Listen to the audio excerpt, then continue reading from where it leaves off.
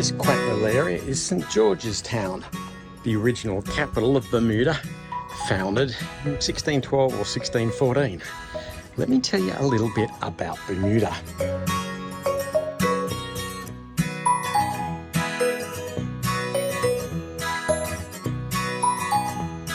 Welcome to Spittle Pond in Bermuda.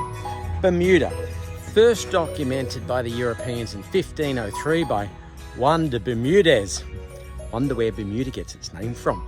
Now, Bermuda was then taken over and inhabited in the early 1600s by the Virginia Company that settled it after a hurricane, and eventually the Crown took it over as a Crown dependency in the late 1600s. Then in 1707, after the Act of Settlement, it became a British Crown dependency, and then a colony, and now a self-governing British Overseas Territory.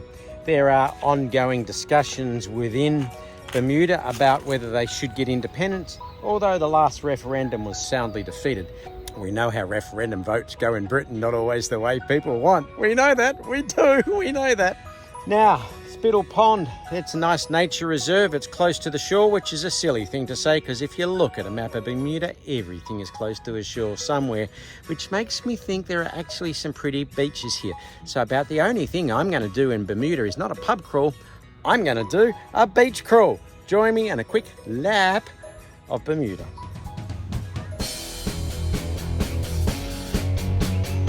John Smith's Beach. Elbow Beach. Atwood Cove Beach.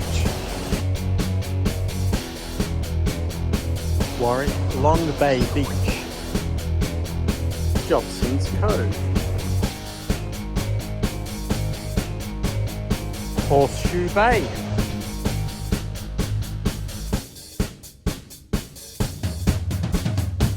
Church Bay. West Whale Bay.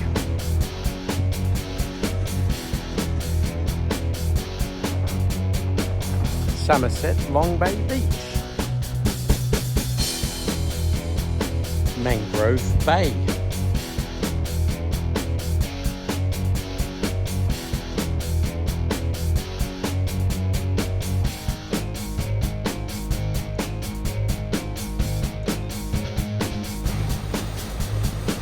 Now apparently Jeffrey was a young slave who ran away, and his slave owner tried to find him and couldn't, as he was hiding in this cave. They gave up searching after a few weeks, assuming he jumped on a boat and escaped, until the slave owner noticed one day a young girl vanishing each day at some time carrying a little package. Followed her, turned out he was the friend of Jeffrey bringing him food, and both the friend and Jeffrey were caught, and helpfully we're told we don't know what the punishment was, but we can guess it wasn't a happy ever after story, which is why Jeffrey's cage is on the UNESCO slave trail, talking about many of the people who fought against and tried to escape slavery. Now, Jeffrey's cave does remind me a little bit of Buckley's cave in Point Lonsdale, with a couple of key differences. So Bermuda is about 181 islands that make up about 52 square kilometres, with a little under 70,000 people living on them. Now, Bermuda is actually some low-forming volcanoes that come off the abyssal plains. This is not a place to get your BCD and your weights wrong, otherwise you're going down 4,000 metres, and that would be a hell of a lot of decompression sickness trying to come back up again. Anyway, it's been a long time since the volcanoes blew here, because during the last ice age, when the sea levels shrank, a whole lot of limestone formed here. Then, with the action of the waves, some sand was formed that turned into sand dunes that turned into sandstone. So now you've got a bit of the basalt, the limestone and the sandstone in what you see around Bermuda today. Now, you might be tempted to think these checkerboard shapes are man-made, but actually they're forces of nature, as the North American plate keeps heading east and puts enormous pressure on all the rock formations to its east, including Bermuda. This is formed by natural pressures that the wind and the rain and the oceans then come in and erode to these deep checkerboard marks. All natural and pretty cool. Now near these checkerboard shapes you can see some holes in the ground that almost look like the rock has formed around a tree and a tree has vanished. You can see the side of a palm tree and that's exactly what's happened, but not in the way you think, not like a volcano and magma coming down and keeping the shape like they did of human beings in Pompeii.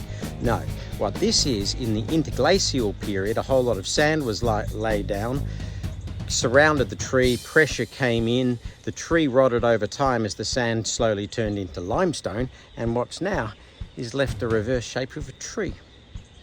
So being overlooked by the commandant's house, let me ask you a question. Is Bermuda more American or is it more British? It's closer to the United States geographically, but its sovereignty is British. It has the Union Jack in the corner of its flag, and they drive on the left-hand side of the road. That points towards British. They use American power points. The Bermudan dollar is pegged to the US dollar, and the US dollar is used here interchangeably with the Bermudan dollar. That points to America. But in the 1630s, you had the earliest documented case of them calling themselves Bermudan. So maybe there's something different. And this is one for you Australians out there. This bastion or gun emplacement is called the Reg Grundy gun emplacement, the Reg Grundy bastion. Ring a bell? Yes, the famous TV producer is part Australian, part Bermudan. I didn't know that. And here he used to photograph the Bermudan longtail, one of his favourite pastimes, for over 30 years. So this bastion is named by his wife in his honour, Reg Grundy Bastion. Didn't know that. This is one of Reg Grundy's photos.